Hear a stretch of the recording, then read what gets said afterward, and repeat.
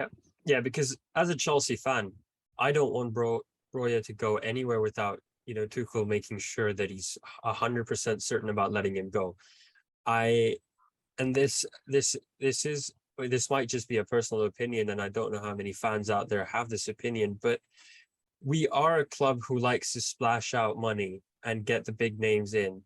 And sometimes in that process, we risk, giving out our academy talents for the price that, might not be the best price. And we've seen that in recent years. And it goes, from the 2020 transfer window, we've spent almost 350 million pounds on players. And when I look at those players or the names that have come in, except one or two, I look at it and I say, have we really spent money in the right areas? Because none of these players, granted, yes, they're young. Yes, we'll get quite a lot of this value back when they perform for us. And then when they leave the club, it's just confusing to me that we bring in these multi-million-dollar defenders while we sell out Tomori. We bring in these strikers for 100 million while we're, or at least there are rumors about planning on selling Broja. And then we bring in someone like Pulisic thinking he's the next Hazard, but then we're also still linked with Sterling and Dembele coming in. So are Chelsea rushing into this, and they might need to reassess and evaluate their transfer business strategy under this new ownership? The transfer business strategy will certainly be reevaluated, and the big spending that you mentioned was a trait of Abramovich, and that's because it was a more cutthroat ownership. Cutthroat is usually seen to be a little bit derogatory when you kind of hire and fire, but it can also be very maverick and decisive, and those are words as far as Abramovich's financials that were definitely part of the strategy. Spend big, spend quickly, bring in a high volume of different players to suit different managers, and then if the manager moves on, you get a lot of parts that don't fit. Whereas I think that the transfers now, even though Thomas Tuchel will have a lot of say and control, will be a bit more collaborative, as exemplified by the fact that Todd Boehly is stepping in and leading on the Lukaku negotiations.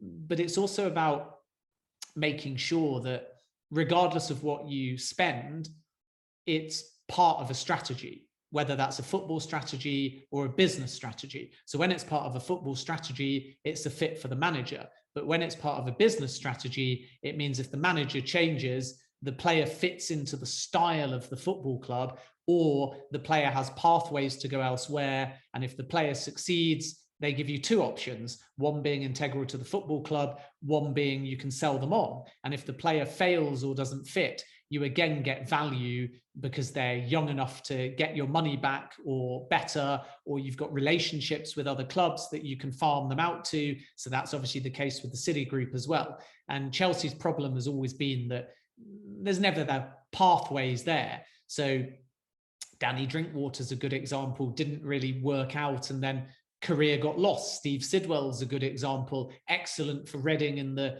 Premier League, never really got a consistent run in the Chelsea team. So it's all very well when it works out, then nobody talks about the money spent, or nobody sort of questions whether too many players in the same positions were signed, or the rotation policy wasn't right, or the man management on the football side didn't kind of motivate players to be part of that rotational system.